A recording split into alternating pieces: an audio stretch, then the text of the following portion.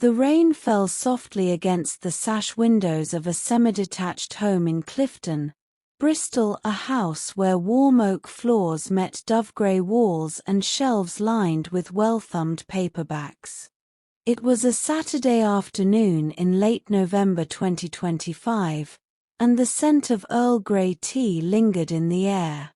Upstairs, a 20-year-old university student sat cross-legged on her bed, scrolling through her phone with a simmering resentment.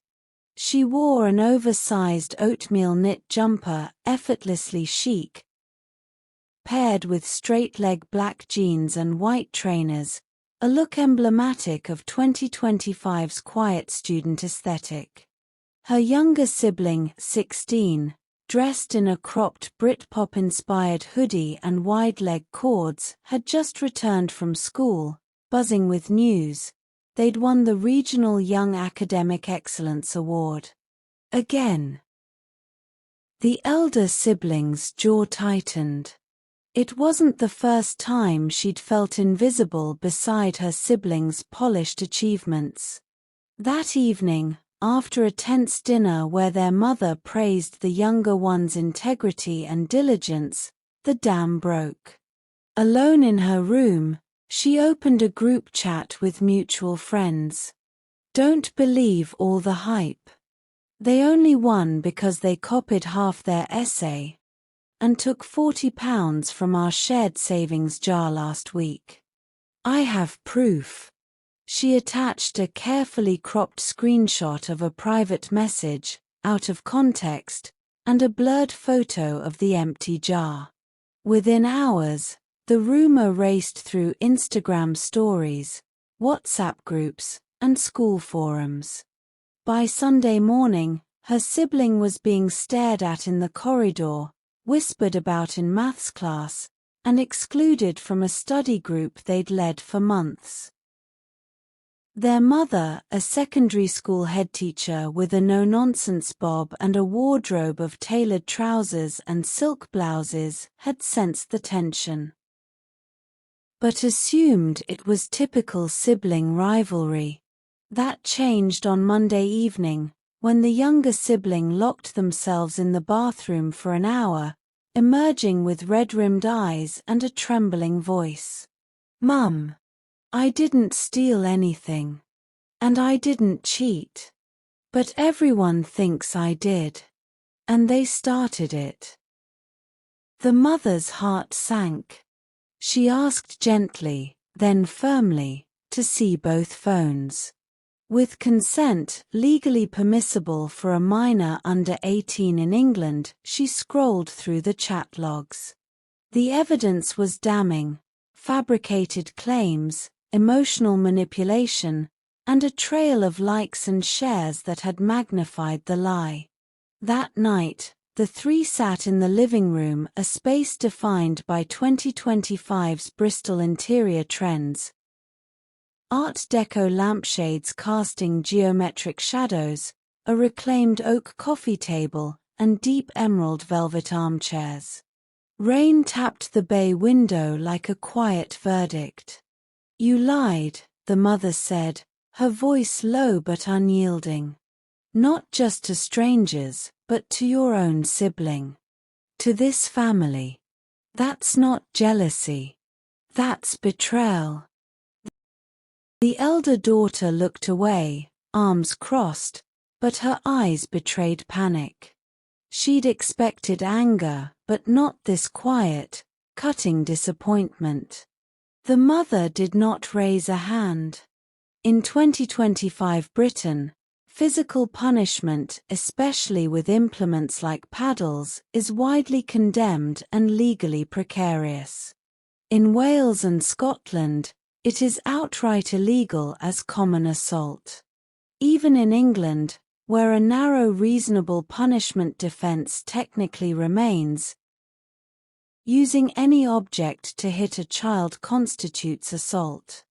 Moreover, the Children's Well-Being and Schools Bill, debated in early 2025, aims to abolish even this limited defense entirely. Instead, The mother delivered a punishment rooted in accountability.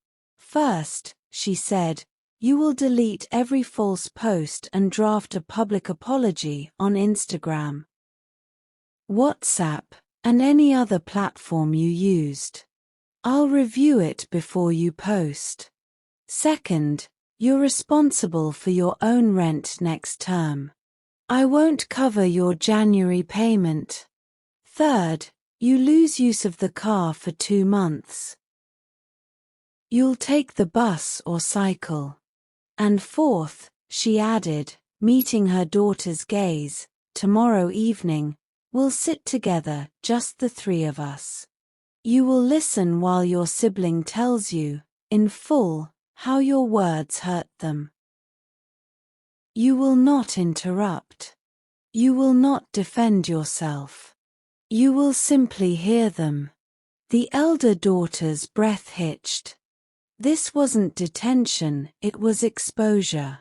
The kind that stripped away excuses and left only truth. That night, she lay awake in her room, surrounded by relics of a childhood she'd outgrown but not forgotten.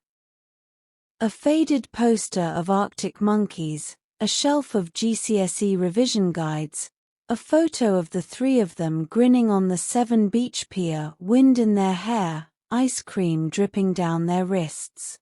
She'd never been the star, but she'd always been part of the story. Until now. Down the hall, a quiet sob escaped. She tiptoed to the door and pressed her ear against it.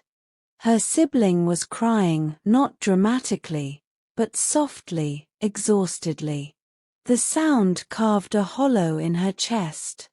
She opened a notes app and began to write. I thought tearing you down would lift me up.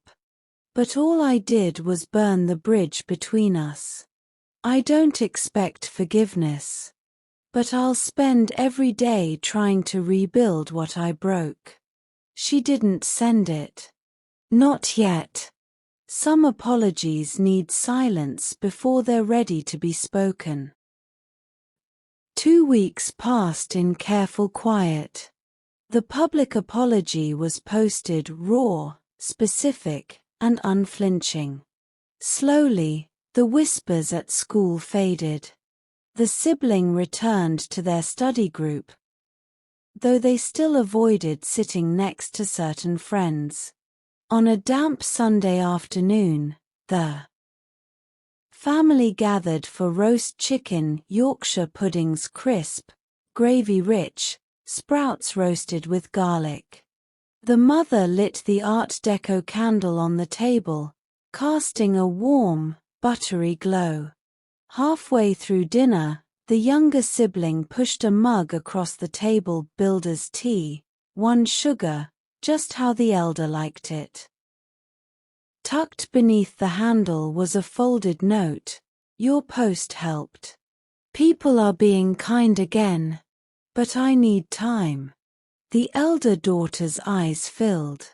She nodded, not trusting her voice. Later, without being asked, she cleared the plates, loaded the dishwasher, and wiped down the marble effect countertops, a nod to 2025's love of considered, soulful spaces. As she dried her hands, her sibling appeared in the doorway. Fancy a walk? It stopped raining. She grabbed her puffer jacket, dark green, practical, very Bristol, and followed. Outside, the clouds parted just enough to let a sliver of winter sun glint off the wet pavement. They didn't speak at first. But as they turned onto the tree-lined street, their shoulders brushed lightly, unintentionally. And for the first time in weeks, it didn't feel like a boundary. It felt like a beginning.